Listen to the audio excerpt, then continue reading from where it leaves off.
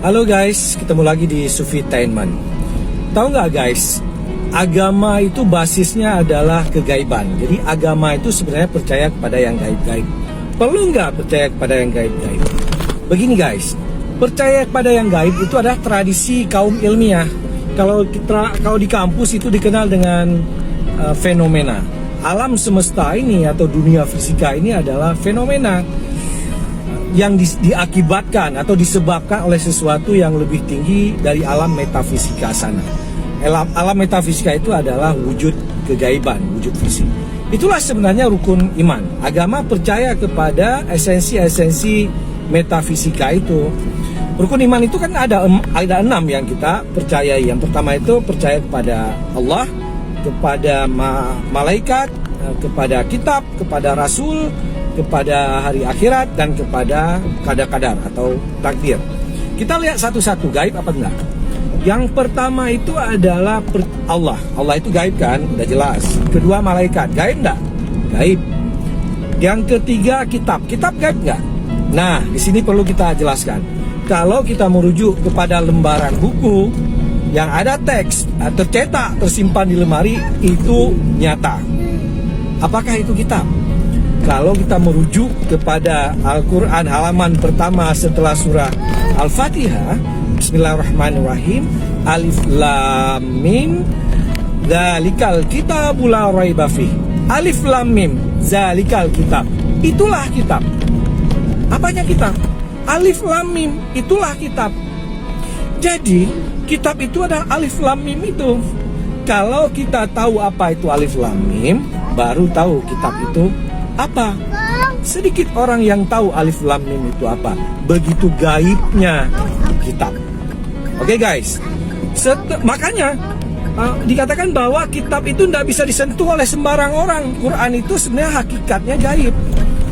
La yamassuhu illal mutahharun. Tidak ada yang bisa mencapai, menyentuh, memperoleh Al-Quran yang hakiki itu selain orang-orang yang telah disucikan. Jadi harus ditempuh jalan penyucian diri untuk bisa mengenal sampai kepada kitab yang asli itu. Makanya disebutkan juga dalam surah Al-Qadar, Inna anzalnahu fi lailatul qadar. Sesungguhnya kami turunkan Quran itu pada malam Qadar. Apakah ada diturunkan buku yang tertulis kepada Muhammad pada malam Qadar? Tidak. Yang diturunkan itu adalah esensi gaib dari kitab atau batin dari Quran yang tidak berhuruf dan bersuara.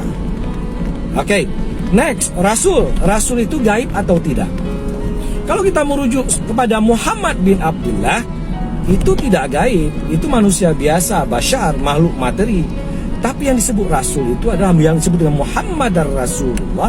Yang disebut Rasul itu adalah entitas kegaiban yang ada dalam diri Rasul, dalam diri Muhammad.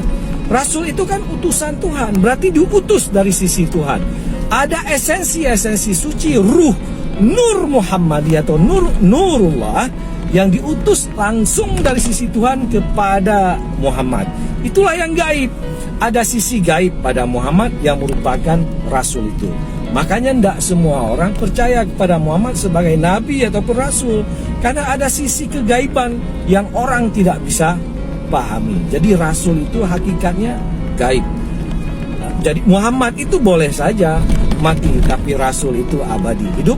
Dia akan diwarisi entitas itu.